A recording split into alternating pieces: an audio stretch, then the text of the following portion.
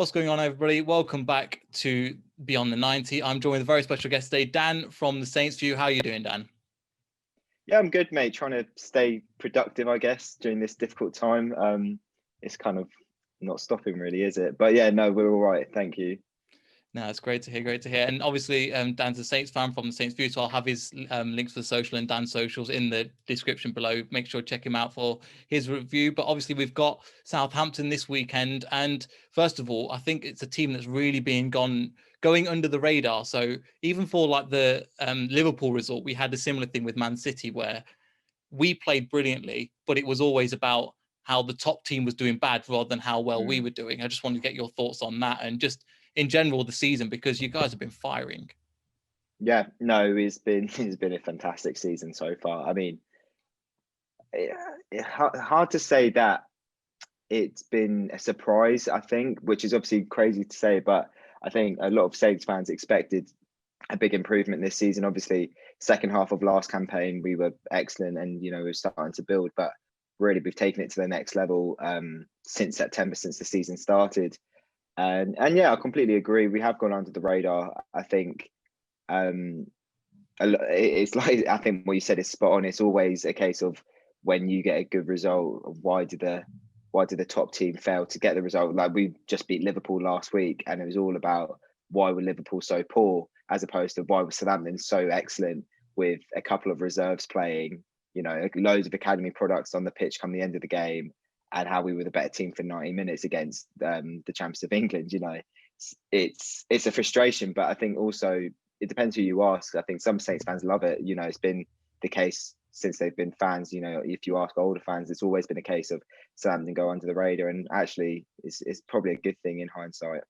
Yeah, we've actually got a similar thing with Leicester at the moment. Obviously, we're about the top 2-3 teams, and we're about them positions, and we're only a couple of points off the top. But it's the fact that we had that last season where I think the players, because we've got like a similar young team as well, they believed in the hype they could catch Liverpool, then they lost it, and then they all fell off a cliff. So we realized this season going under the radar is actually a lot better, because you don't get any of the pressure, and especially with a young team like ours, they don't need the extra pressure. They have enough pressure playing Premier League football. Yeah, no, I completely agree. I think sometimes it is the better thing to do. Because I think obviously everyone wants the press to be talking about their team. Everyone wants praise, but at the same time, I think what you said is spot on. If you're getting so much coverage, then it might affect the players. It might boost their confidence to an extent where then they get a little bit lackluster, and then results drop as a result of that. So yeah, I don't think it's necessarily a bad thing. It's definitely not something we're not used to. Yeah, it's the same here. It's only a recent thing. And if, again, probably like yourselves, we've known fans that have supporting for like 30, 40 years. And even to be in the Premier League, there's kind of, you have to pinch yourself a little bit going, lads, this is special just being here playing against Man United or like a top team every month, because as I thought I'd be one of those fans where I'll keep an eye on the Championship, but I've just forgot that now. But it's important as well just to keep an eye on, just to pinch yourself to realize, yeah, the Premier League is special, and we're just grateful to be here.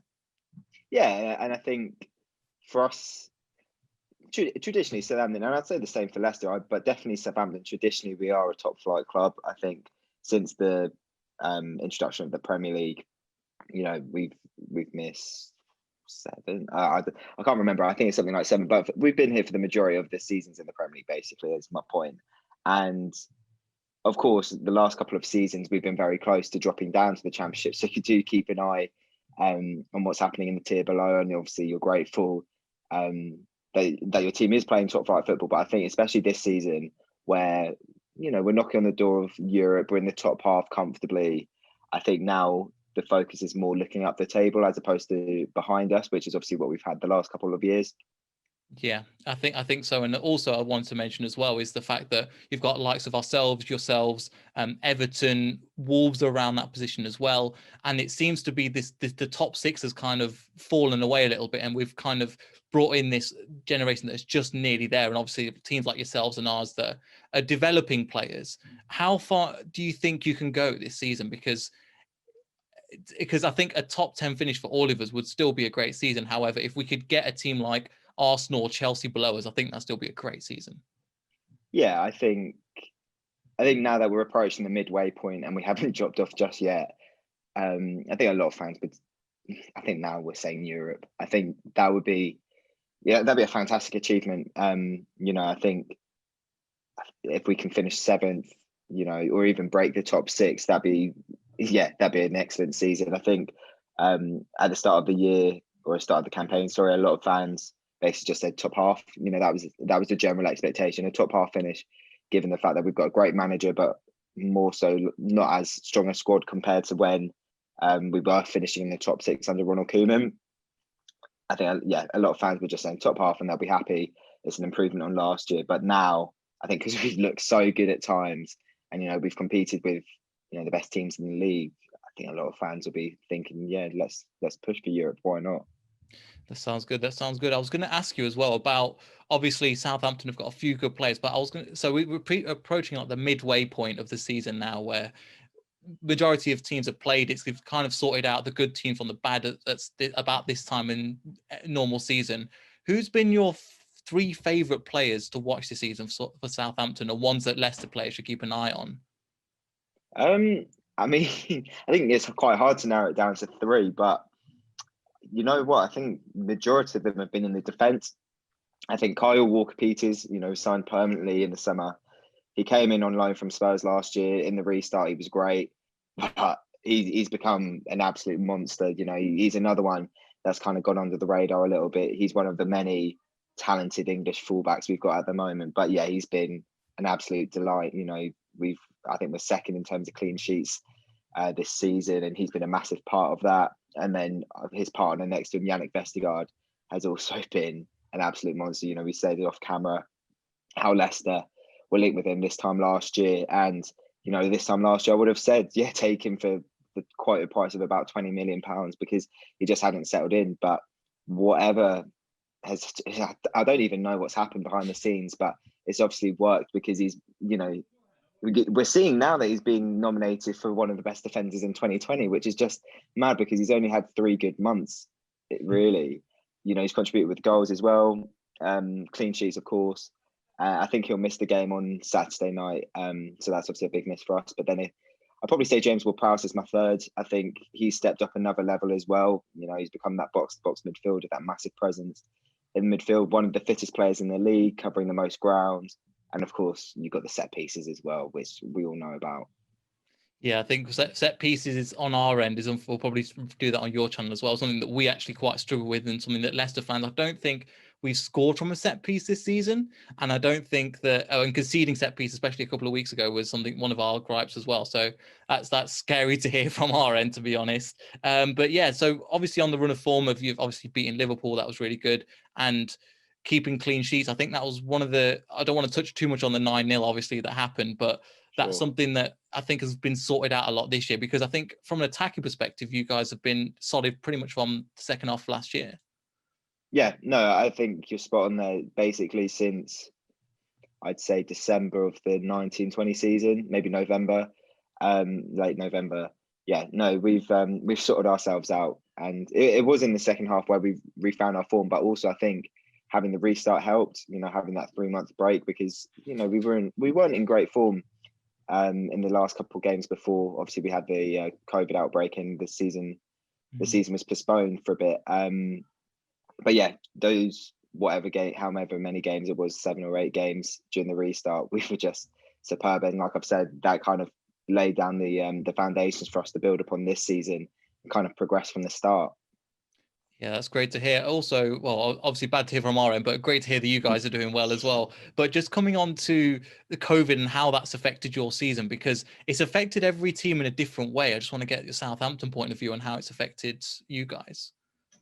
It's been a weird one. I think when Ralph came in, the home form had been an issue for a couple of seasons. It was a problem last year and the season before. So really, we've had poor home form for 4 seasons, I'd say, and it's just not good enough. And then last year we did so well because our away form was so spectacular. It kind of went over the cracks a little bit in the fact that the home form was particularly bad, like with the 9-0, of course. But this season, for whatever reason, is massively improved. Obviously, the team's more confident, they're playing better football, but in a weird way, maybe no fans has helped. Which obviously you don't want to say you want your fans there to watch this football, but at times the atmosphere at St Mary's could get a little bit toxic, getting frustrated too easily. And maybe, it's been argued a lot on social media as to whether maybe having no fans has been a boost for Saints. Oh, interesting, because I think we've had the reverse problem here where, this season our away form's been really good, but our home form has not been anywhere near as good. I was losing to Fulham and West Ham and teams that you'd expect to beat as well. So is that, obviously hearing that's the case, and obviously you're playing away, are you looking forward to playing our ground before your ground? Because as you were saying, the away form seems to be constant throughout. Yeah, no, I think the fact that it's at the King Power this weekend completely changed my verdict, as opposed to whether it would be at St Mary's. I know I just said, home form's been good, but our away form's been solid as well. We've continued that, but Leicester's away form has been something else. And I think even though we've picked up things at St Mary's, I'd be seeing a completely different game if it was at our place. Okay, very interesting. I wanted to touch on a manager that we both had and we both despise. And when he came into your squad, and after he finished the year and you sacked him, I was kind of thinking, well, you finished in a top 10 position. What are you complaining about? We had him for a year and we went, I 100% get it. Why the man Puel, who we don't even like to mention on this channel that much, I think we just have singing from the same hymn sheet on that. But what were your thoughts on him? I think is it the record number of draws under him? Or was it something ridiculous? Or like 0-0s or something? It was something ridiculously dull like that. He, you know what? He was a nice man, but when it came to the dugout, it was an absolute disaster. And in hindsight, obviously we hired someone who was even more clueless. Arguably, two managers who were even more clueless in Maurizio Pellegrini and Mark Hughes. But having just had two European qualifications in the Premier League under Ronald Koeman, a really good 8th place finish under Maurizio Pochettino as well. Playing attacking football, scoring goals, the contrast was just dire. I think the start was all right under Puel, but the fact that we got knocked out of the Europa League in the group stage, that was the start of sort of the downfall, if that makes sense. It was a relatively simple group to get out of. We should have progressed, and Saints fans look back at that and still think, what if with that one? Of course, he got us to the League Cup final that year. That was obviously a big achievement, and we should have won the final as well. But I think after that, that's when it got really poor. In the league, we went on a ridiculous run of not scoring at home. I think we went almost 2 months not scoring a goal at St Mary's in the league, which was just dire. The 8th place finish was just insane because other teams around us were really close. I think if you look at it, we were something like at least 10, 15 points away from 7th and closer to relegation. I think we were close to the bottom 3. I may be wrong, but we're definitely close to bottom 3 as opposed to the European qualification that obviously we seeked out under him. So yeah, not fond memories whatsoever. Yeah, we had the similar thing here where we need to rebuild the squad, but again, we've had people on the show, Leicester City journalists, that have talked about how the arrogance of him, and it kind of upset a lot of the squad players as well. I don't know if that's the same thing on your end. And I think when you compare Puel to Rodgers and Hasenhüttl, I've said this before, it's also the charisma, the personality. No one could connect with him. Like, as a fan, he was quite dull in his press conferences. There didn't seem to be much emotion, much personality. Whereas with Rodgers and Hasenhüttl, they're great people, regardless of great managers as well. And they had the same line. Puel always had the same. I don't know if it was the same with you, but the same lines of intensity, quality, the same words he used every single time. Yeah, no. It's like his vocabulary kind of cut off at a point. I don't know whether he stopped his English lessons, but God knows. Yeah, it wasn't the great. One person I wanted to touch on away from that was Che Adams. Obviously, a lot of Leicester fans a couple of years ago were crying out for him to come to Leicester as a backup for Vardy, and thought he could play well, especially coming from Oadby, so like it part of Leicester as well. I think he's been doing pretty well this year, and I think he's got a handful of assists and goals as well. So I think he's really took us up that position with Danny Ings. Yeah, no, he's been excellent. He's been a great addition. It was a really difficult start for him when he first signed, obviously, and I think it's happened with a lot of players coming from the Championship making that step up. You know, he obviously scored a lot of goals in what was a pretty weak Birmingham side, and maybe there was a bit of expectation and pressure on his shoulders, and it took him a while. But yeah, he was another one of those players that during the restart just clicked. He got his goal, and then he ended the season with 4. You know, he scored 4 in 7 games or whatever it was. And then yeah, going into this season, his partnership with Ings has been superb. You know, he's got an eye for goal, but he's creative as well. His hold up play is good. You know, he complements Ings really well. And I think I saw a stat something like he's behind Kane in terms of chances created by a striker in the league. So he's the second most chances created by a striker. So yeah, he's been a focal point.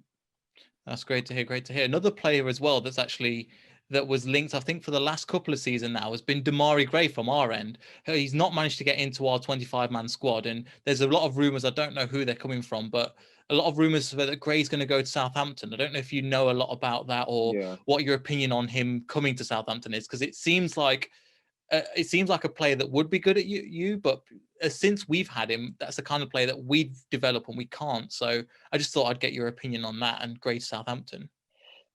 I haven't really looked into it that much because he's not really someone I'm that interested in. If I'm honest with you, I think really we want to be looking at backup fullbacks as opposed to backup wingers, and that's what he would be. He'd be a backup. So yeah, I don't know whether another Premier League move for him is a good idea for his personal career. Maybe if he went to a top Championship side, that might be a completely different story. But yeah, look, we've seen a lot of players improve massively under Ralph, so there's no reason why he couldn't completely change Gray's career and help him get back on track. But personally, yeah, I'm not that interested. Fair enough. No, we're not either. Hence why he's out of our 25-man squad as well. It's we've tried to get the best out of him, but I think it's just time to move on. So just looking forward to the one at the weekend. What can we expect from the Saints coming away to Leicester? Because it seems like, do you set up in a different way, or is it going to be the same kind of fast-flowing counter-attacking football that we saw last year? Yeah, it'll be the same formation. You know, we don't change system in terms of formation. We'll stick to 4-2-2. Yeah, I think we'll be quite similar to how we played at the King Power last January when we got that 2-1 win. Counter attacking. I don't think we'll keep the ball as much. Maybe the fact because it's away from home. I think Leicester will have more of the ball, but it's how we use it, and the way we've been using it recently or all season has just been so prolific. If you kind of look at the Liverpool game, I was talking to a Liverpool fan, and we were saying how at times when there's maybe a high line or whatever, we could be absolutely carved apart. But you know, we didn't use it. We were very disciplined in the defence, and obviously we kept the clean sheet against arguably the best attacking team in the league. So I think it'll be the same thing with Leicester. We'll set up in a similar way. You know, Leicester have got a variety of excellent attacking players, but I think we'll be able to cope as well. I think maybe trying to use the counter attack, but we'll want to play our game. You know, I think relevant from the fact that it's away from home, we'll try and play our game. Awesome. I'll be that way. It should be a really good game because I think both teams are quite similar. I think the both will be raring to go as well. Just a quick one to finish. Where can the people find you? Yeah, we're on the Saints View, just at the Saints View on Instagram or Twitter, and obviously main thing is the channel.